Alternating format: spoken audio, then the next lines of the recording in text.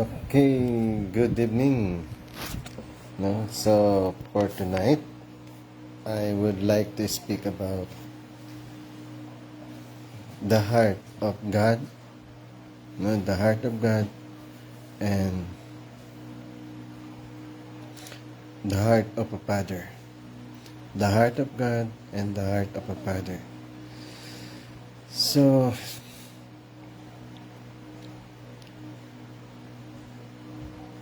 as a believers of God, we need to really bear in mind who God is, who God is to us.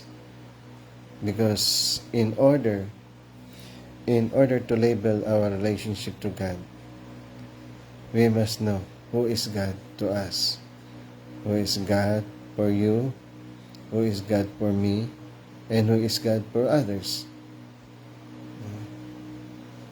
Then if we realize who really God is in our life, in our life of faith, then that will determine our relationship to God, our faith to God, our obedience to God, and our love to God. So in the past, for example, Abraham, Noah, even King David, technically they consider God as their Lord and Master. And that is their relationship to our Heavenly Father. The relationship of Moses, the relationship of Abraham, and the relationship of Noah to God is a master and servant. But in reality, we need to level up. We need to level up our relationship to God.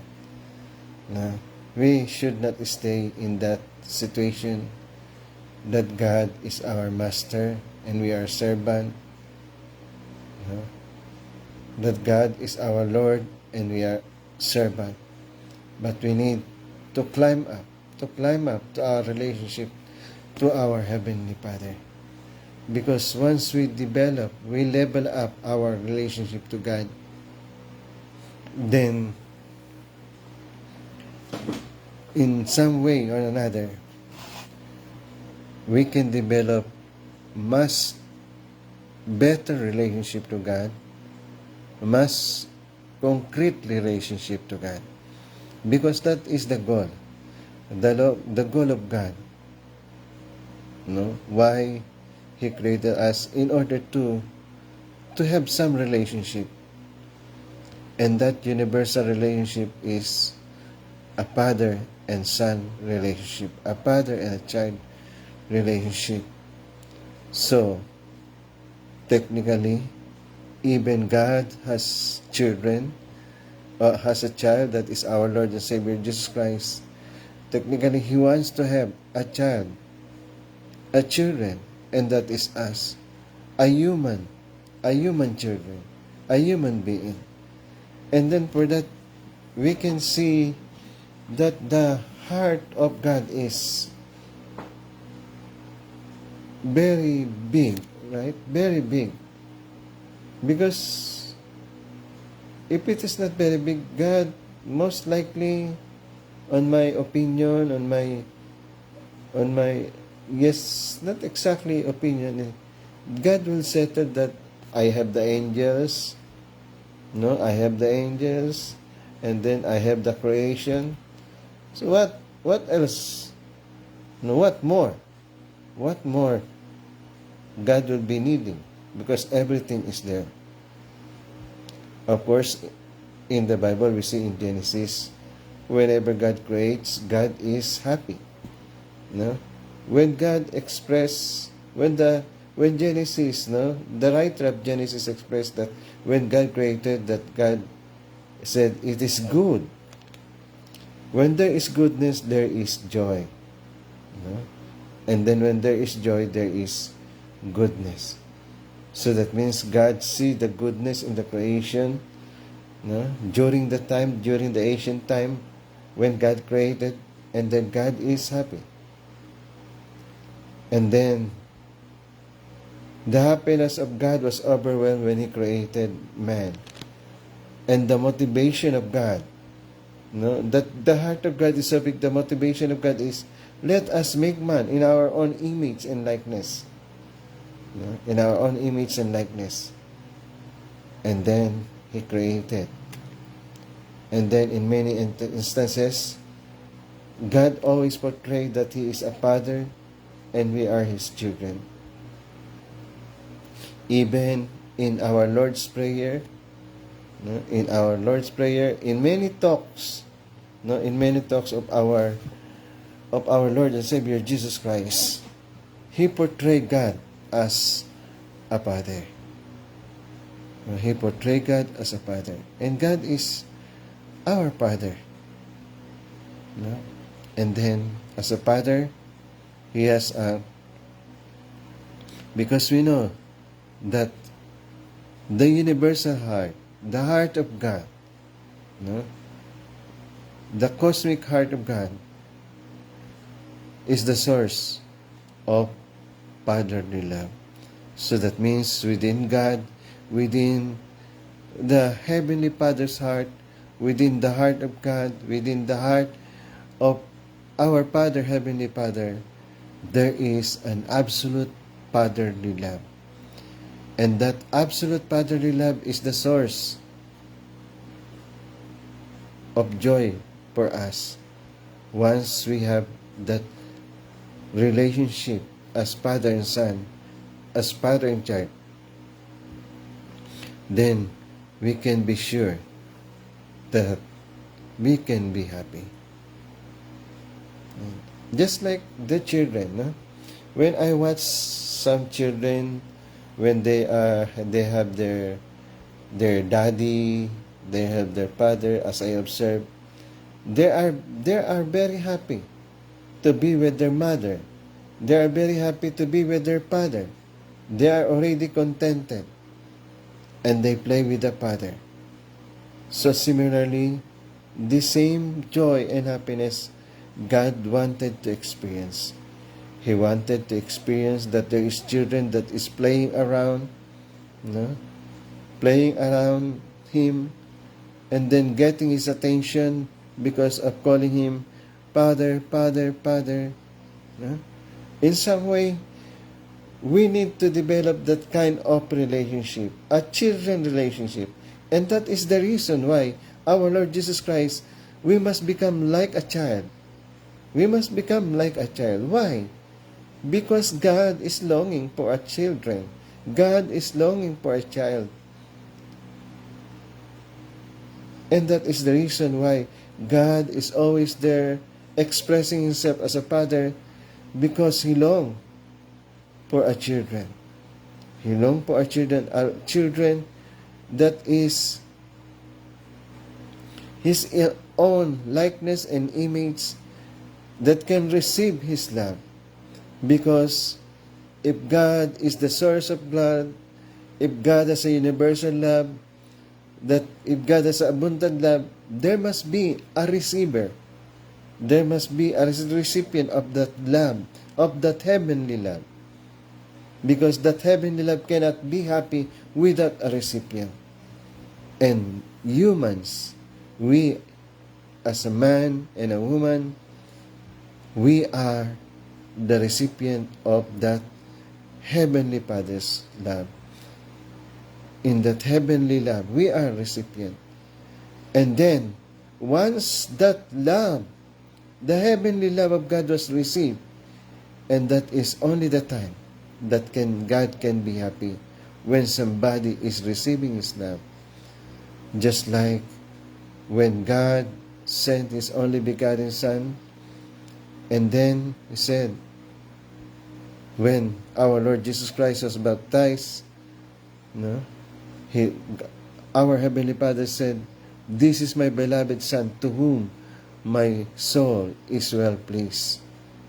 So in that situation, in that perspective, we can see that in order to give joy to God, in order for God to have joy, no, that means God needs a reciprocal love. What kind of reciprocal love that God needs? That reciprocal love is the love of a children. God is longing for a love of a children, a love of a child, a love of a son, a love of a mother. He is longing for that kind of love. So that means, in order for us to make God happy, that means we need to create, we need to make ourselves as children of God. Because that is the motive of God. Just like when you say in 1 John 3:1, he said, see what kind of love the Father has given to us. See what kind of love has the Father has given to us. No? That we should be called children of God. No? Children of God. So that means the counterpart of that universal love, the counterpart of that love is children's love. That means, in some way or another, we need to be developed to God that relationship, a father and child relationship, that we must be able to return to God, to reciprocate to God that children's love. Because the only way for God to be happy is to receive that kind of love, that children's love. Because only the children's love that God can make happy. Just like some of you are father, some of you are mother, some of you are parents who are viewing to me. And then, what is happiness? First and foremost, some of you are children. Your happiness as a children is when your father is around, taking care of you, you receiving that love from your father. And similarly, the father is around, and then the father is happy once we reciprocate that love. No? And that is the reason why God created us. And that is the reason why we need to participate, why we need to cooperate with God in building the kingdom of heaven, so that we can build that kind of relationship, a father and son relationship, a father and child relationship, because that is universal. That the love of a child, the love of a children, is the love that God is longing for God to be happy.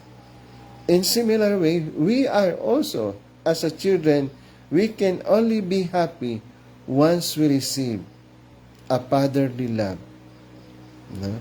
When we receive that fatherly love, when we are given a fatherly love, what we will feel? We will feel happy. So that means, in some way or another, we need to level that kind of relationship. What kind of relationship that we need to establish to God? That is a father and son, a father and child relationship, because that is only the best reciprocal relationship of love is the love of a child and the love of a parent, the love of a father. The love of a father is vertical and the love of a child is horizontal.